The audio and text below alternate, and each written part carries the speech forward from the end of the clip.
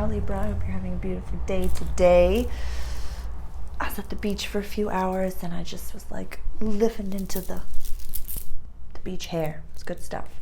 We are talking about the full moon in Aquarius today, and the grid is for Libra rising, but this video can also be watched by Libra sun as well as Libra moon.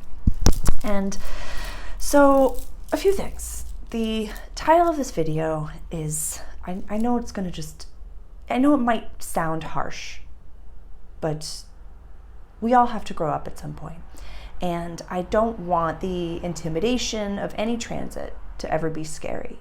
I think the last time, I'll give an example.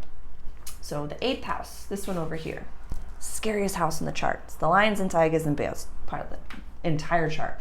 Transformation, death, rebirth, shared possessions, wills, taxes, deep, dark sexuality. It's a house that's naturally run by Scorpio. So usually when you have any big transit in that house, you get a little bit like, oh God, what's going to happen?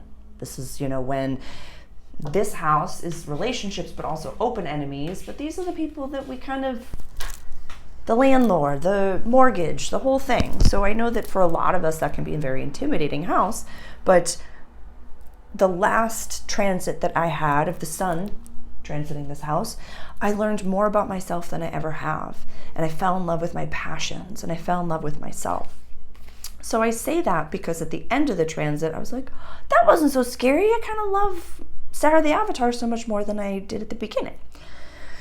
I say that because, I've made some comments and I've made some jokes on my Instagram where it's just like, oh, if you know Libra, just tell them good luck for the next 18 months because the South Node just went into your sign.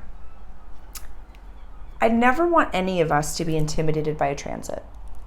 I want us to utilize the energy of the stars and learn how to better develop ourselves and become the most authentic version of ourselves with this knowledge. So, with that being said, let's put it as lenses. We know that the South Node is kind of the collective past life way we used to do things that we don't want to do anymore. It's time to be done. It's time to be done. And so if we know that we're going to be presented with situations from now and for the next 18 months that are going to but give us the option of, are we going to act out of our most authentic self, or are we going to act as the old version of ourselves? Because just like the scales never just clicks and it's just there. This is a balance right now where we're living in two worlds. So I think I had a little diagram that I did. Where is it? This isn't just you, we're all living in these two worlds.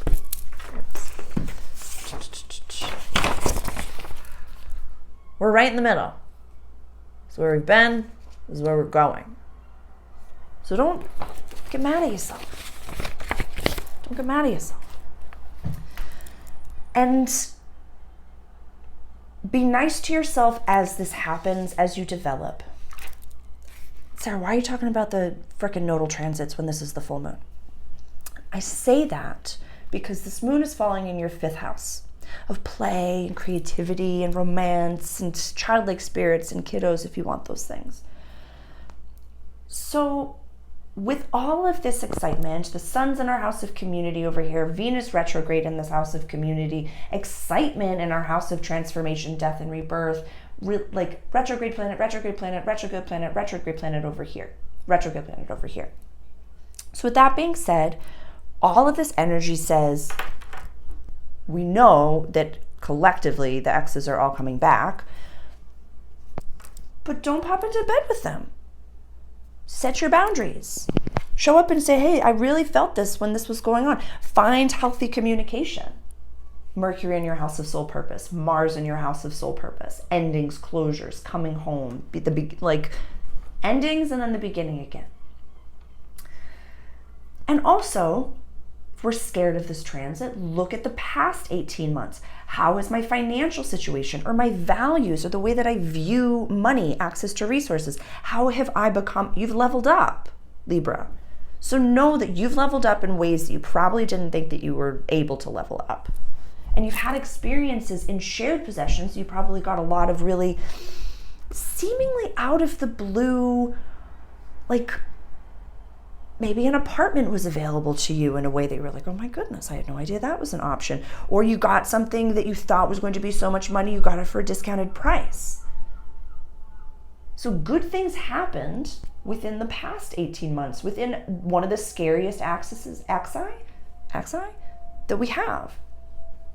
So how can we get excited about the South Node being in our sign, knowing that the North Node is going to present us with proper relationships?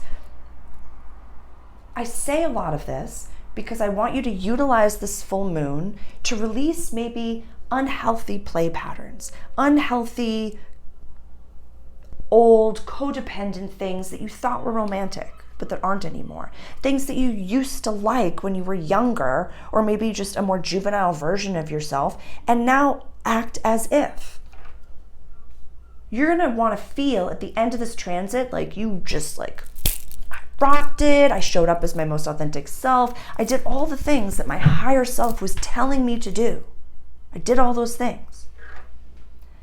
And we're gonna deep dive a little bit more in the private group, just kind of about how to wrap this up and how we can wake up every day with excitement, and kind of like how we can identify when the little bell goes off of like, this is the universe testing me to see who I'm going to act as, the old version of me or the new version of me. How we can really identify that, and what we can do during this full moon to kind of say, these addictive patterns aren't really serving me. These versions of play were maybe what teenage me did or kiddo me did. You know? I thought I heard the ice cream truck going off, so that's what I was looking for. But honest to goodness, we're focused on community, we're focused on friendships. Some people with this nodal transit are going to be, how do I say? There's a difference between jumping into bed blindly with your ex and talking about, hey, this is what I can offer. Does that suit you? Because this is all I got. If not, thank you so much for these experiences. Or if it's, hey, when this happened, we need to talk about this. We need to talk about this. Yeah, we're going to get into it in the private group because I don't want us to really disassociate right now and not take care of our everyday life. Like, it's just, I just see two parallels for you, Libra, that like you can choose violence or you can choose authenticity. But sometimes we're going to get into it in the private group. I'll see you in there. Love you.